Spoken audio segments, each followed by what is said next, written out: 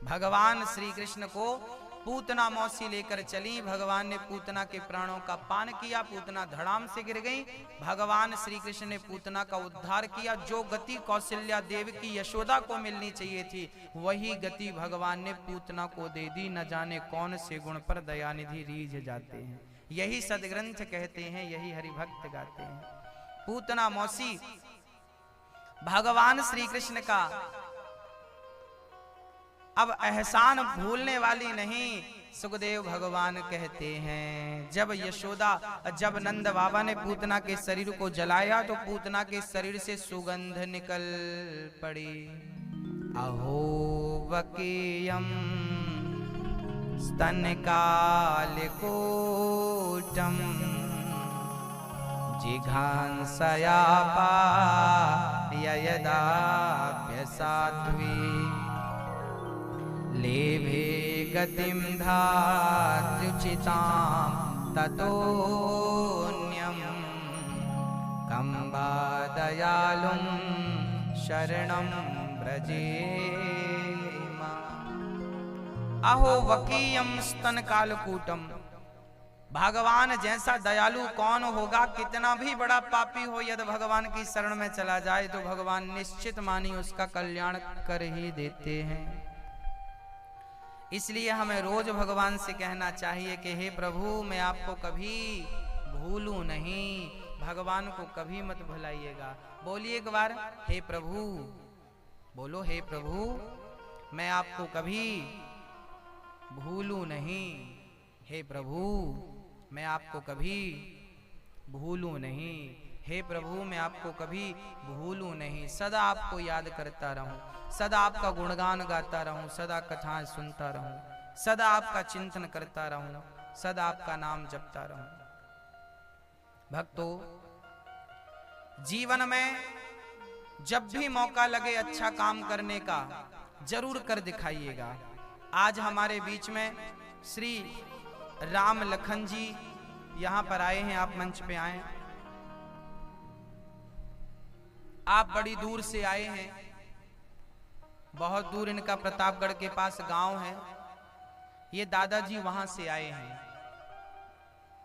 कथा सुनने के लिए आए हैं। और साथ में ये इसलिए भी आए हैं कि मेरे सहयोग से यदि किसी एक बूढ़ी माँ को भोजन मिल रहा हो तो क्यों ना दान करके किसी बूढ़ी माँ को भोजन दिया जाए। मौका मिला है पुण्य करने का तो पुण्य किया जाए, मौका मिला है दान करने का तो दान दिया जाए। आप श्री बहुत दूर से आए हैं कथा सुनने, और आपने एक बूढ़ी माँ को, वृद्ध माँ को गोद लिया है। सुंदर तालियां बजाकर आपका अभिवादन करें।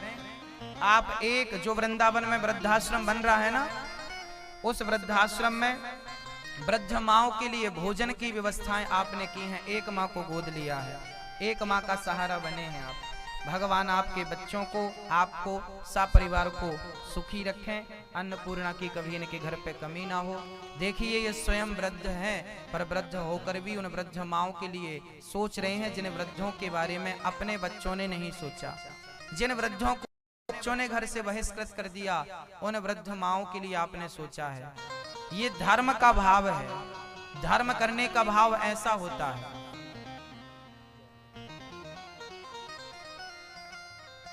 धर्म इनके हृदय में बसता है।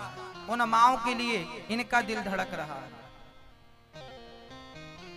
भक्तों, मैं कह चुका हूं कि एक बाल्टी पानी से यदि एक गिलास पानी निकाल दिया जाए तो बाल्टी खाली हो जाएगी क्या?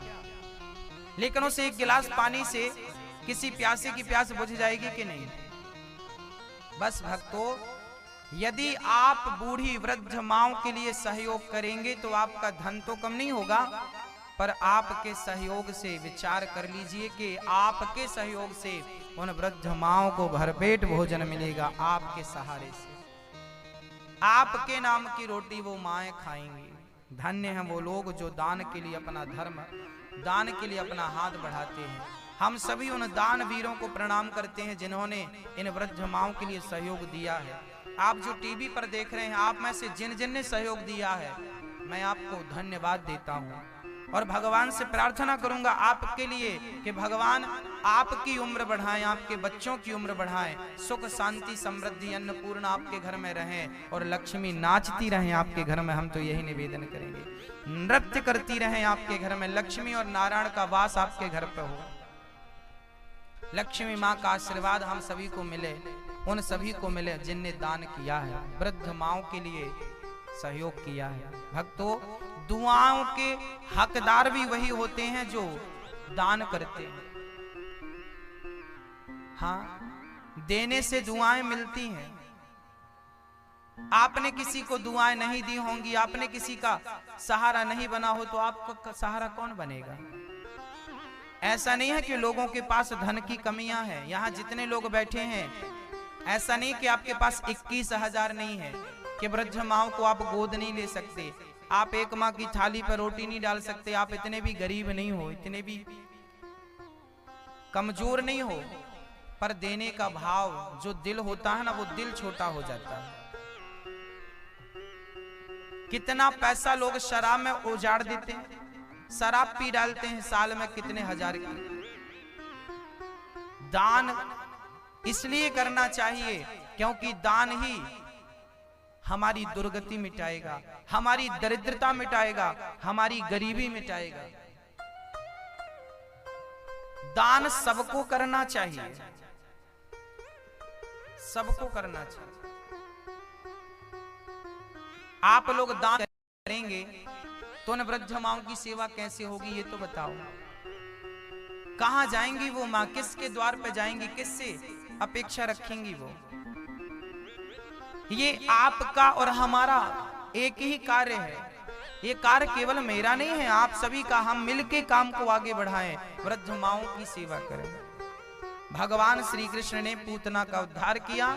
एक दिन भगवान ने करवट बदली तो भगवान का उत्सव रखा। माँ यशोदा ने सारे ब्राह्मणों को बुलाया, भोजन स्वस्ति पाठ कराया, छकड़े के ऊपर सामान रख के गाड़ी के नीचे कन्हैया को लिटा दिया। अब गलती क्या होगी मैया को? गाड़ी के ऊपर सामान भर दिया और गाड़ी के नीचे कृष्ण को लिटा दिया। हम लोग भी यही गलतियां दोहराते हैं। हम लोग भी जिंदगी की गाड़ी में सामान भर देते हैं, पत्नी, बेटा, बेटी, परिवार, दौलत, घर, मकान, और भगवान को कर दिया नीचे। हम लोग भी भगवान को नीचे कर दिए हैं, हम भी भगवान को भूल चुके हैं। आप बताइए, आप में से कितनों को भगवान याद है? आपको याद है जी? हाँ मैया जी, कितने घंटा आप भगवान को याद करती हो? बताओ कितने घंटे? मैया आपसे पूछ रहे हैं हम। हाँ मैया जी, ओ मैया, कितने घंटे भगवान को याद करती हो आप? आप बताइए, आप कितने घंटे याद करते हैं? आप अपनी पत्नी को याद करते रहते हैं, आप अपने बच्चों को याद करते रहते हैं, आप अपनी दुकान को, अपने मकान को, अपने पैसों को याद करते रहते हैं। दिल में हाथ रख के बताइएगा, जितना आप अपनी पत्नी को, अपने बेटे को, अपने परिवार को और अपने खेती बाड़ी को, बिजनेस व्यापार को याद करते हैं, क्या इतनी याद भगवान की आती है? यदि आती है तो मैं आपको फिर से प्रणाम करूंगा, और नहीं आती तो निवेदन करूंगा कि भगवान की याद आपको नहीं आती तो भगवान को फिर आपकी याद क्यों आएगी? आप कहते हैं गुरुजी भगवान सुनता नहीं, क्यों सुनेंगे भाई? आपने उन्हें याद किया? आपने केवल मुसीबत में पुकारा है। और कबीरदास जी कहते हैं कि दुख में सुमिरन सब करें, सुख में करें न कोई। आज आपके पास माल आ जाए ना, धन दौलत आ जाए ना, तो ऐशो आराम में जिंदगी गुजरेगी ना। कथा सुनने में समय निकलेगा कथा के लिए, जो जितने बड़े आदमी हैं, जितने वीआईपी आदमी हैं, वो उतने ही भगवान से दूर हैं। और याद रखना कि जो धन पाकर भगवान के करीब हैं, समझ लेना कि उन पर भगवान की बहुत बड़ी कृपा है कि कम से कम इन्हें अहंकार नहीं आया। क्योंकि धन आते ही सबसे पहले क्या आता है? अहंकार आता है।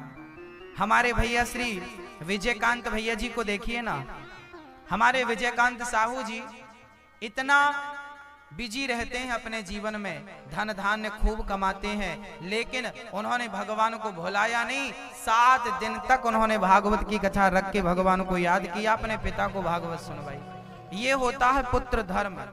भगवान ये इन्होंने, इनके पास धन है, पर धन है तो ये अहंकारी नहीं है कि अभी अहंकार दिखाएं कि मैं धनवान हूं। इन्होंने धन पाकर उस धन को धर्म से जोड़ दिया, भगवान से जोड़ दिया। यही धनवान के लक्षण हैं। धन बहुत लोगों के पास होगा, पर धन पाकर ना लोग हैंग हो जाते हैं, अकड़ जाते हैं, छाती फुला के चलते हैं।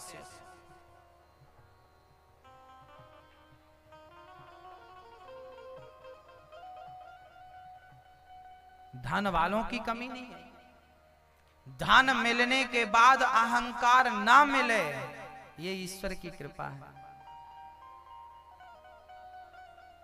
हाँ, गाड़ी, जीवन की गाड़ी में भगवान को कहां बिठाना चाहिए? आगे या पीछे? कहां? मैया जी, आगे बिठाना चाहिए ना। तो आगे भगवान को याद करो, आगे भगवान को याद करो, 5-6 स्नान करो, आगे भगवान को याद करो, 5-6 भोजन करो, आगे भगवान को याद करो, 5-6 बच्चों की चिंता करो, आगे भगवान को याद करो, 5-6 खेती करो, आगे भगवान को याद करो, 5-6 दुनिया का काम करो, आगे भगवान को याद करो, 5-6 सो जाओ, निद्रा ग्रहण कर लो। हर जगह भगवान कहाँ हो? आगे हो, है ना। सुबह उठते ही आगे किसे याद करना है? भगवान को। 5-6 बाद में काम करो, जो काम है आगे कृष्ण, 5-6 काम। हम लोगों ने क्या किया? आगे काम, 5-6 कृष्ण। काम पहले कर लें। कई लोग ना धान काटने में लगे हैं कि चलो धान काट लें फिर कथा सुन लेंगे। हाँ,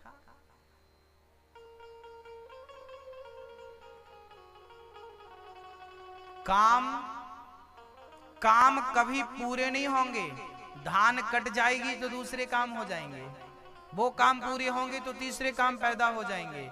जिंदगी पूरी हो जाएगी भक्तों, पर काम पूरा नहीं होगा। जिंदगी में काम के बीच में ही भगवान के लिए समय निकालना पड़ेगा। जो निकालते हैं बस वही प्रेमी हैं, बाकी सब मतलबी हैं। जिनके पास समय नहीं है भगवान के लिए, वही तो अभागे हैं, वही तो बदनसीब हैं। इसलिए काम छोड़कर, काम कल हो जाएगा, क्या पड़ी है, कल हो जाएगा, परसों हो जाएगा। ये अवसर जो मिला है बार बार नहीं मिलता, इसलिए अवसर का लाभ लिया जाए। अर्जुन ने अपनी गाड़ी में भगवान को पीछे बिठाला था कि आगे बिठाला था? अर्जुन के रथ में भगवान आगे थे या पीछे थे? कहां थे बताओ भाई? आगे थे ना। अर्थात अर्जुन ने भगवान को कहां रखा? आगे। पीछे किसको रखा? अपने आप को। ये जीवन का सिद्धांत है। हम सभी अर्जुन हैं, और इस अर्जुन में धर्म क्षेत्र कुरुक्षेत्र, ये संसार धर्म क्षेत्र है, ये कुरुक्षेत्र है। इस कुरुक्षेत्र में भगवान को आप आगे रखिए और अपने आप को पीछे रखिए। यदि भगवान को आगे आपने रखा है तो आपके जीवन में कितनी भी बड़ी सेना हो, कितनी भी बड़ी चुनौती हो, जीत आपकी ही होगी, क्योंकि आपके आगे भगवान है। चुनौतियां उनका कुछ नहीं बिगाड़ती जिनके संग भगवान हुआ करते हैं। महाभारत में कौरवों की सेना कितनी ज्यादा थी, पांडवों के पास था कौन? निहत थे, कृष्ण थे। परंतु जिसके संग भगवान होते हैं ना, जीत उन्हीं की होती है। तो याद रखना, धर्म को मत छोड़ना।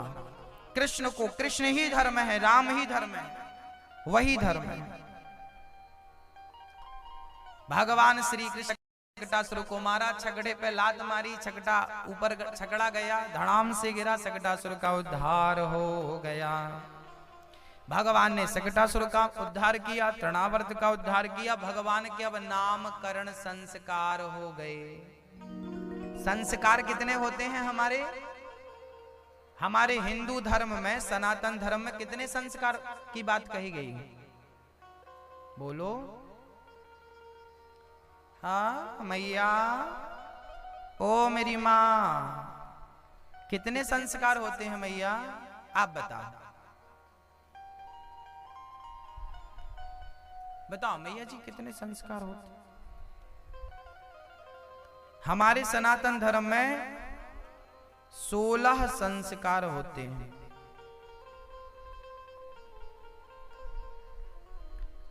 16 संस्कार। उन 16 संस्कार में सबसे पहला संस्कार है गर्भाधान संस्कार। दूसरा संस्कार है पुंसवन संस्कार। जब बालक गर्भ में 3 महीने का हो जाए तब मां विशेष रूप से कथा सुने, कीर्तन सुने, सत्य बोले, इसका पूरा प्रभाव बच्चे पर पड़ेगा। यही पुंसवन संस्कार है।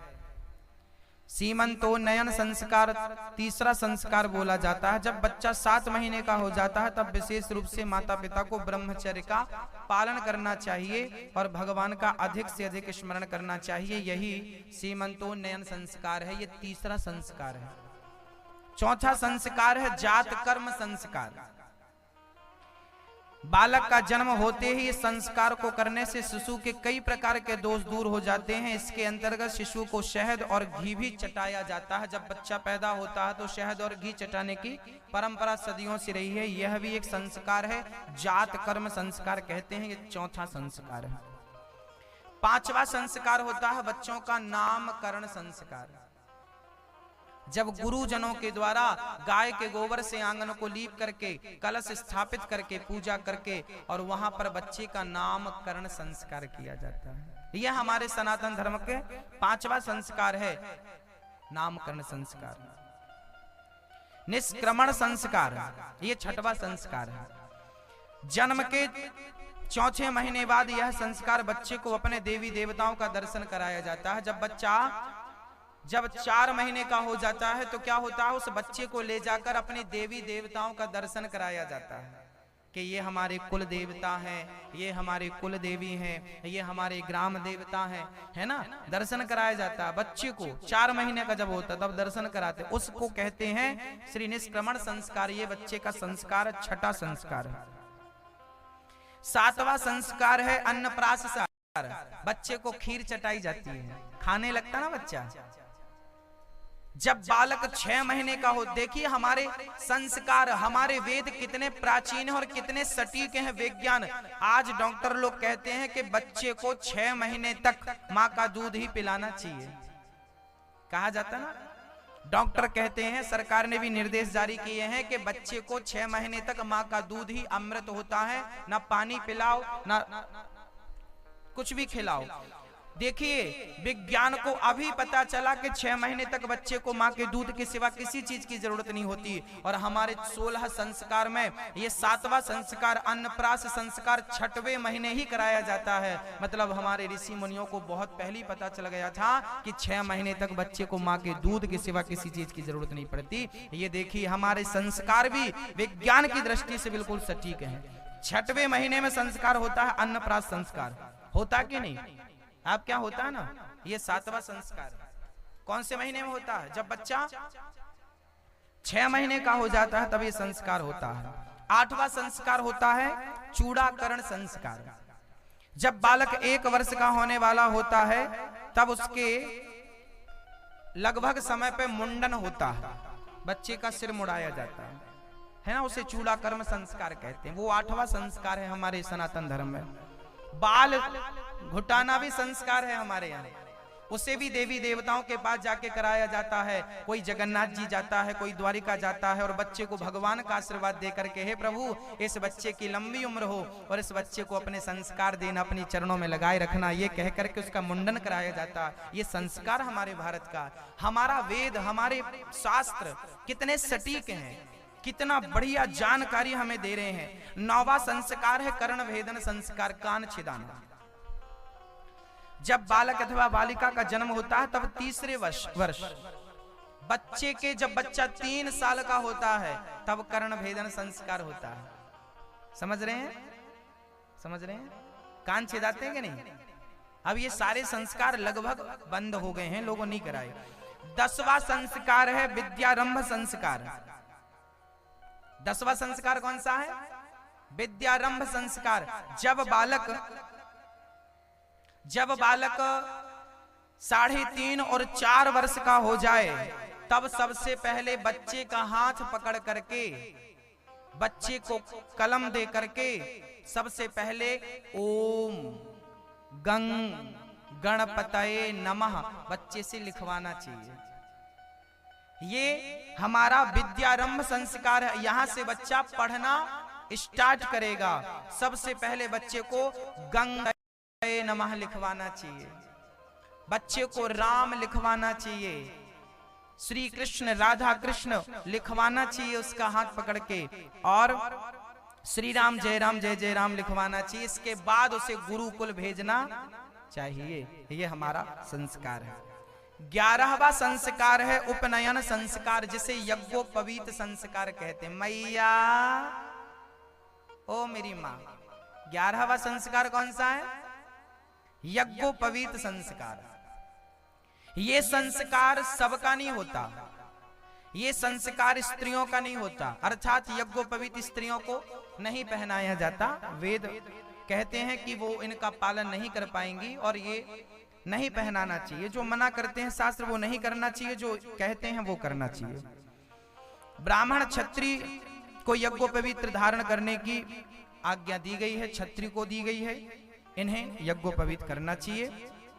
12वां संस्कार जो है वेदारंभ संस्कार। ब्राह्मण बालकों को वेद का अध्ययन अब कराना चाहिए। वेद जिस दिन से वो पढ़ते हैं उसे वेदाध्ययन संस्कार कहते हैं। वेद पढ़ रहे हैं अब वो। ब्राह्मण क्षत्रिय को वेद पढ़ने का अधिकार दिया है। 13वां अवतार है समावर्तन अवतार संस्कार, समावर्तन संस्कार। यह संस्कार का अर्थ है कि जब विद्या पूरी पढ़ ले, इसके बाद जब बालक विद्वान होकर घर लौटे तो अपने माता पिता की सेवा करे, अपने माता पिता की आज्ञा का पालन करे और उनकी सेवा करे। माँ बाप की सेवा करना ये 13वां संस्कार है हमारे हिंदू धर्म में। माँ बाप की सेवा करना, चरण दबाना, उनकी बुढ़ापे में सेवा करना, ये क्या है? हमारा संस्कार है। समावर्तन संस्कार बोलते हैं। 14वां संस्कार, 14वां संस्कार है विवाह संस्कार। अब आपको 17 साल की उम्र हो गई, 18 वर्ष की हो गई, अब तो हमारे यहाँ 21 निर्धारित कर दिया गवर्नमेंट ने 21 साल में। अब ये विवाह संस्कार है। विवाह करिए आप।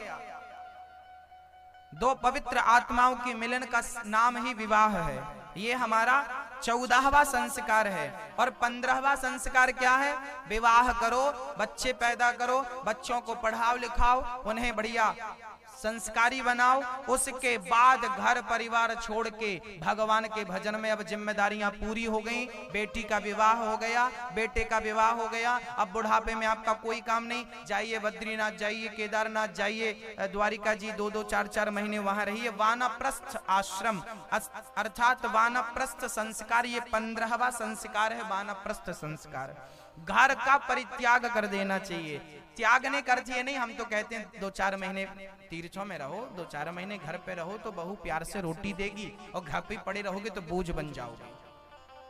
आजकल बुढ़ापे में भी आदमी घर से निकलता नहीं है। वो तो अच्छा है कि पूरा मर जाता है तब आदमी ले जाता, थोड़ी भी उसकी प्राणवायु चलती रही ना और उसको कोई जिंदगी ले जाने लगे तो वो रोएगा, क्यों भाई क्यों ले जा रहे हो? मतलब मृत्यु की आखिरी क्षण तक घर से मोह माया छूटती नहीं है। पता चल जाए किसी को कि हम आज मर जाएंगे तो आज भी वो घर परिवार में ही लगा रहेगा, अभी भी वो छोड़ के राम राम नहीं जपता। ये माया है, मम माया दुरत्या, बड़ी प्रबल है ये माया। ममता तू न गई मेरे मन से। शास्त्र कहते हैं कि आप सब छोड़कर जैसे कीचड़ में कमल का पुष्प रहता है, ऐसे घर गृहस्थी में रहो। जैसे कीचड़ से संबंध नहीं रखता कमल का पुष्प, ऐसे घर परिवार में रहो। अब सुख दुख हानि लाभ से संबंध ना रख के केवल गोविंद से संबंध रखा जाए, यही बुढ़ापे की सार्थकता है। 16वां संस्कार है अंतिम संस्कार। क्या मेरी माँ? 16वां संस्कार देखना हो तो मरना पड़ेगा।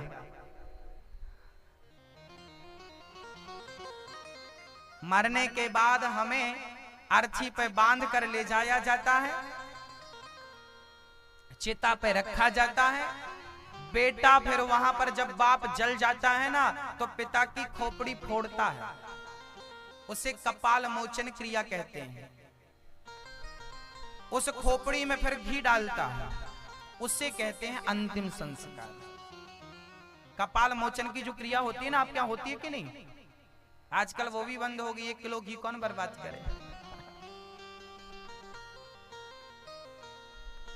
कपाल मोचन, जब पिता जब मर जाता है तो बेटा उसे ले जाता है, शमशान में चिता पे रखता है। जब पिता का शरीर जल जाता है, आजकल क्या है, चिता पे आग लगी सारे लोग भागने लगते हैं। पहले ऐसा नहीं था, पहले उसे पूरा जलाते थे बैठ के, चलो भाई जल जाने दो। क्योंकि कपाल मोचन क्रिया बीच में जब आधी से ज्यादा चिता जल जाती है तब कपाल मोचन क्रिया होती है। क्योंकि उसका सिर जो है ना, उसको जलने में टाइम लगता है, कई बार तो फूटता है सिर, आवाज आती है ना। जब सिर फूटता है जलता है तब उसके बाद उसे खोपड़ी को फोड़ के फिर घी भरा जाता है, उसे अंतिम संस्कार कहते हैं। ये सनातन धर्म के 16 संस्कार हमने आपसे विस्तार से गाए कहे। अब इसमें से आपके पास कितने हैं और कितने नहीं है वो आप देखिएगा।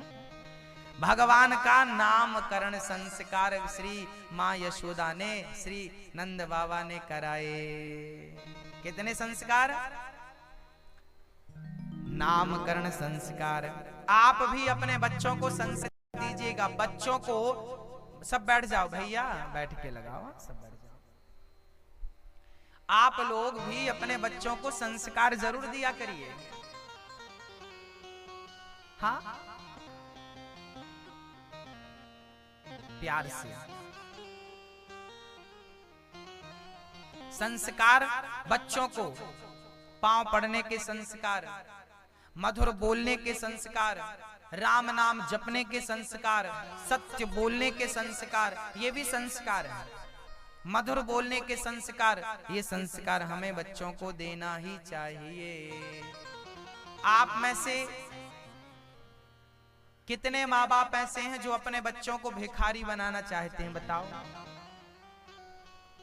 क्या आप अपने बच्चों को भिखारी बनाना चाहते हैं? हाँ या ना? बोलो। नहीं? अच्छा, आप लोग अपने बच्चों को भिखारी बनाना चाहेंगे? हाँ या ना? सिर हिलाओ। नहीं। क्यों बनाएंगे महाराज? भिखारी कोई बनाता? मैया बोल रही हैं हम भी नहीं बनाएंगे, आप बोल रहे हैं हम भी नहीं बनाएंगे, मतलब भिखारी नहीं बनाएंगे। बहुत अच्छी बात है, लेकिन क्या करें, आप भले मना कर रहे हैं पर आप बनाते भिखारी हो।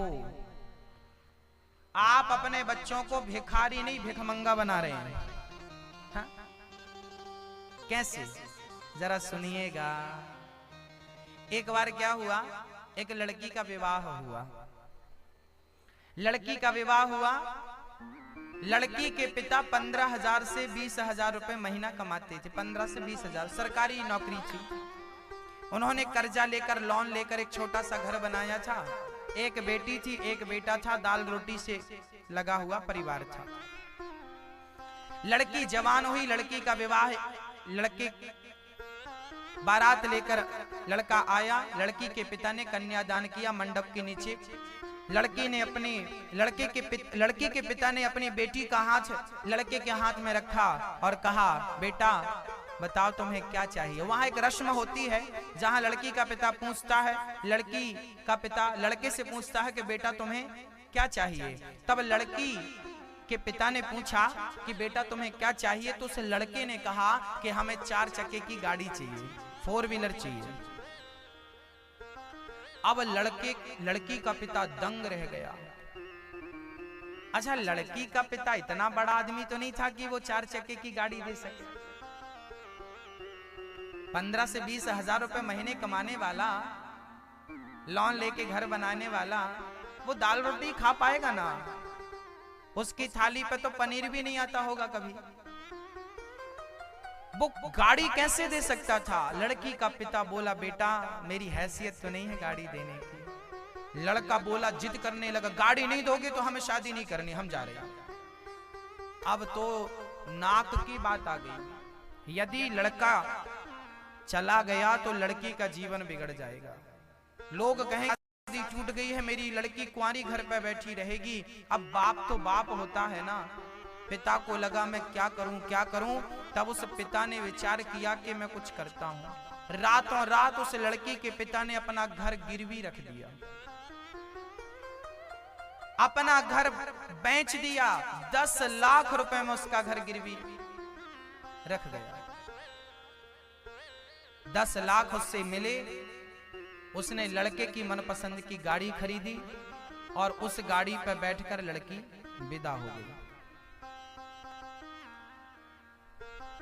एक दिन लड़का बोला लड़की से, चलो आज तुम्हें सैर करा के लाते हैं गाड़ी पे लड़की बैठी, लड़का गाड़ी चला रहा था। गाड़ी चली, बड़ी तेज चल रही थी गाड़ी। लड़की ने कहा धीरे धीरे चलाइए।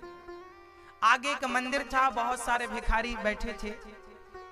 गाड़ी बहुत तेज थी। एक अपाहिज आदमी वैसाखी लेकर, एक पांव टूटा था, एक पांव से वैसाखी एक हाथ पे, और रोड पार कर रहा था। तभी साहब गाड़ी लेकर आए, बड़ी तेज थी, ब्रेक लगाया, नहीं तो चढ़ जाती, भिखारी मर जाता। अब गाड़ी के ब्रेक पे चढ़ गया ये लड़का और गाड़ी धीरे धीरे रुक गई। अब साहब ने गाड़ी का दरवाजा खोला, भिखारी को गालियां देने लगा, मूर्खो तुम लोगों के कारण एक्सीडेंट होता है, क्या जरूरत थी रोड पार करने की, मैं अभी एक्सीडेंट हो जाता, मर जाता तू। तब लड़की ने समझाया आप इसे बोलिए, कुछ मत बोलिए। लड़की ने 100 रुपए निकाले और उस भिखारी की झोली पर डाल दिया। अब ये और आग बबूला हो गया, क्या जरूरत थी तुम्हें भिखारी को 100 रुपए देने की। तब लड़की ने मुस्कुराते हुए कहा कि ये अपाहिज है, इसे भीख की जरूरत है। आप तो अपाहिज नहीं थे, फिर भी तो आपको भीख की जरूरत पड़ी कि नहीं? ये अपाहिज है इसलिए इसे भीख की जरूरत पड़ रही है। आपके तो दोनों पांव सलामत हैं, फिर भी तो आपने मंडप के नीचे भीख मांगी कि नहीं? अरे ये भिखारी मंदिर के बाहर के भिखारी हैं और तुम मंडप के नीचे के भिखारी हो। अंतर क्या है? ये भी भिखारी हैं, तुम भी भिखारी हो। तुम तो वीआईपी भिखारी हो, मंडप के नीचे मांगने वाले। अब बताइए, जो लोग दहेज लेते हैं वो भिखारी हैं या नहीं? हाँ या ना? हाँ हाँ हाँ। जो दहेज लेते हैं वो 1 नंबर के भिखमंगे हैं। इसलिए मैंने आपसे पूछा आपके बच्चे भिखमंगे तो नहीं हैं? यदि दहेज ले रहे हो तो आप भिखमंगे हो, कहो कि हम भिखमंगे। लिखो अपने घर के सामने के भिखमंगे का घर है ये। नाम प्लेट चिपकाओ घर के बाहर और माथे पे भी चिपका लेना कि हम बहुत बड़े भिखमंगे हैं, मंडप के नीचे भी मांगते हैं। डूब के मर जाना चाहिए ऐसे नालायकों को।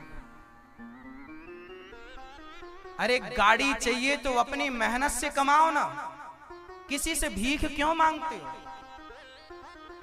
दहेज कितना बड़ा पाप है। दीमक की तरह हमारे हिंदुस्तान को ये दहेज खाए जा रहा है। आप समझते नहीं, दहेज लेते जा रहे हैं, लेते जा रहे हैं। जितना बड़ा आदमी होगा उतना बड़ा मुंह फाड़ता है दहेज के लिए। बच्चे तुम्हारे नालायक हैं कि कायर हैं? बच्चों को संस्कार देना मेरे भाई, बच्चों को इतना योग्य बनाना, इतना संस्कारी बनाना कि उन्हें किसी के सामने झोली फैलाने की जरूरत ना पड़े। इतना योग्य बनाना अपने बच्चों को कि दहेज की भीख लेने की जरूरत ना पड़े, किसी के टुकड़ों में तुम्हारे बच्चों को पलने की जरूरत ना पड़े। मेरे नौजवान भाई बताइए कि आप दहेज लोगे? यदि आप मंडप के नीचे मांगोगे ना तो अनिरुद्धाचार्य आपको याद आएगा और आपको आपका मन बार बार कहेगा कि तू भिखमंगा है, तू भिखमंगा है। मैं आपके सपने में आकर बोलूंगा कि तू भिखमंगा है।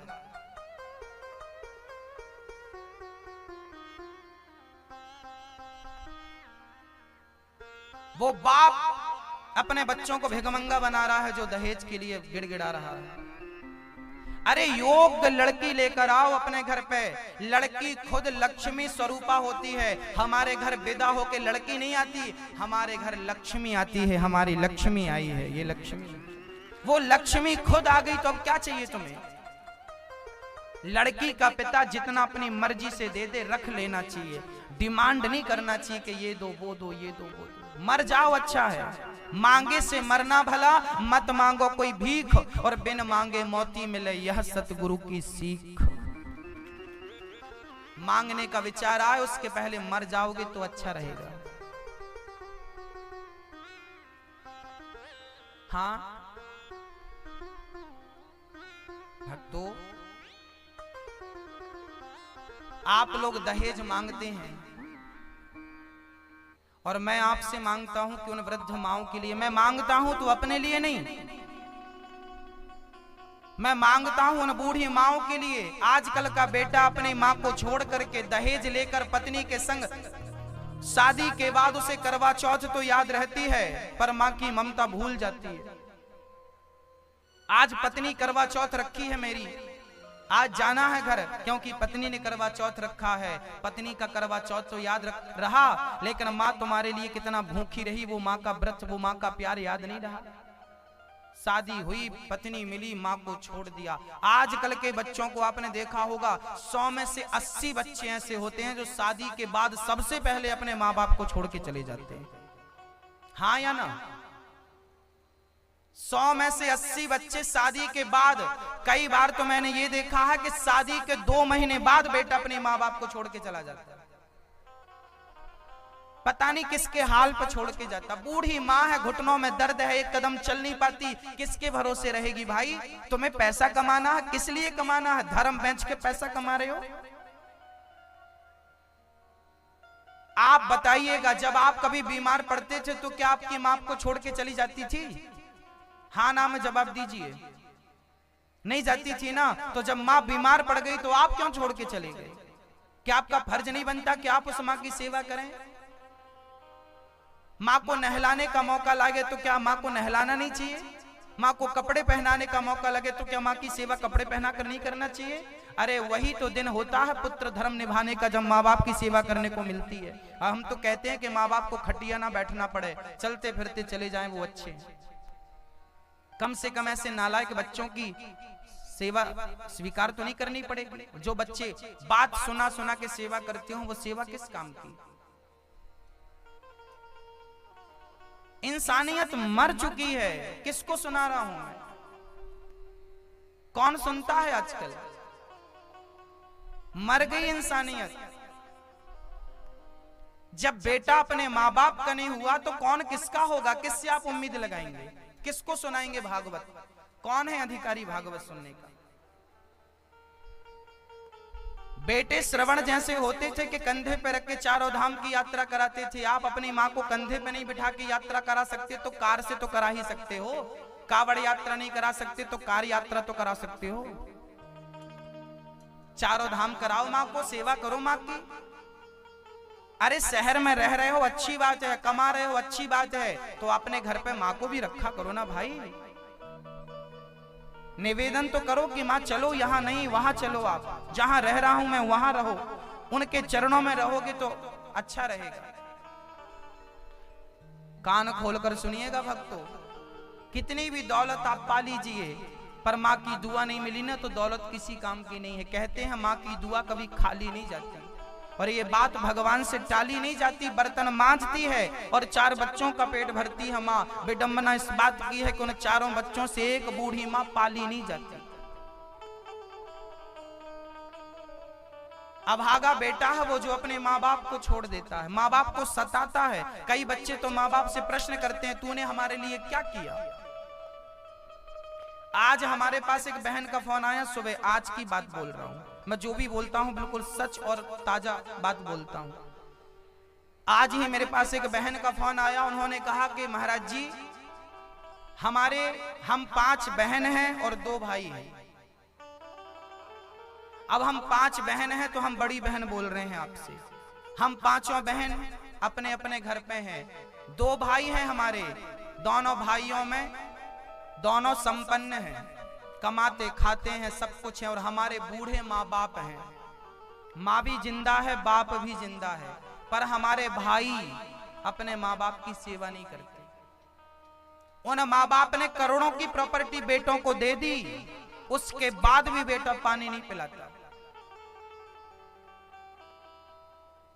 गिलास भर पानी महंगा है बच्चों को, पिता के लिए नहीं देते वो।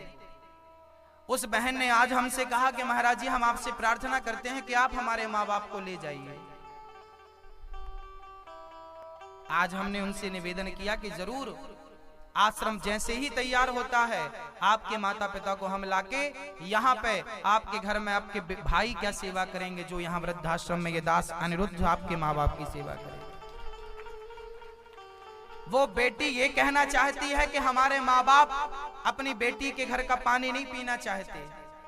भाई बाप अपनी बेटी के घर कैसे जाए, बेटी के घर कैसे रहे? जब 2-2 बेटे हैं तो जब वो नहीं, तो उन माँ बाप ने हमने कि एक एक माँ का सहारा बनते रहिए। सब कुछ निर्णय लिया कि हम वृद्धाश्रम आएंगे। ऐसे वृद्ध माँ को पहनने को वस्त्र भी मिल जाएगा, माँ को रोटी भी मिल जाएगी, और माँ के लिए अच्छे डॉक्टर की अच्छी दवाइयों की व्यवस्थाएं भी हो जाएंगी। केवल आपके 21,000 के सहयोग से। आप 21,000 देने के लायक नहीं हो एक बार में, आप हर महीने 1,000 रुपए महीना दे सकते हैं ना। 1,000 रुपए महीने करके आप 21 एक बूढ़ी माँ का सहारा तो बन ही सकते हैं। यदि आपको लगता है कि इन वृद्ध माओं की सेवा में हमें सहयोग करना चाहिए, तो आपको भी अपने दोनों सहयोग के हाथ, ये हाथ इसीलिए है कि ये सहयोग के लिए बढ़ें, सहयोग के लिए उठें, इसीलिए ये हाथ दिए भगवान। घर में धन की कमी है, वो धन जंग खा जाएगा। यदि किसी के काम में लग जाएगा ना मेरी माँ, याद रखना, आप यदि 1 रुपए का भी दान दोगे ना, तो वो विधाता के घर करोड़ बनकर के मिलेगा। आपका 1 रुपए करोड़ बनकर मिलेगा, कई गुना बढ़ता है दान, कई गुना। इसलिए आप भी इन वृद्ध माओं के लिए यदि दिल धड़क रहा हो, इन माओं के लिए, तो आप भी सहयोग कीजिए, कि अपना नाम लिखाइए। कुछ भक्तों ने सहयोग दिए हैं, आइए उनके नाम जानते हैं। जो टीवी पर कथा सुन रहे हैं, आप भी अपना सहयोग का हाथ बढ़ा सकते हैं इन माओं के लिए। विचार मत करिए, ये पुण्य का कार्य आज हमारे श्री रविंद्र कुमार, मंजू देवी कौशल जी, आप एक माँ को गोद ले रहे हैं। जोरदार तालियां। आप मंच पे आए। मैंने जिनका नाम लिया, श्री मंजू देवी, श्री रविंद्र कुमार जी मंच पे आए। आप बड़ी दूर से आए हैं यहाँ कथा सुनने के लिए, और एक माँ का सहारा बन रहे हैं, एक माँ को गोद ले रहे हैं। एक बार इन दानवीरों के लिए सुंदर तालियां बजाइए और इन्हें आशीर्वाद दीजिए कि इनके बच्चे, इनका परिवार स्वयं खुश रहें, आनंदित रहें। भगवान की कृपा इन पर, इनके पूरे परिवार पर बनी रहे। आइए, स्वागत है आपका। श्री राधे। एक बार दोनों हाथ श्रद्धा भक्ति भावना के साथ उठाकर बोले।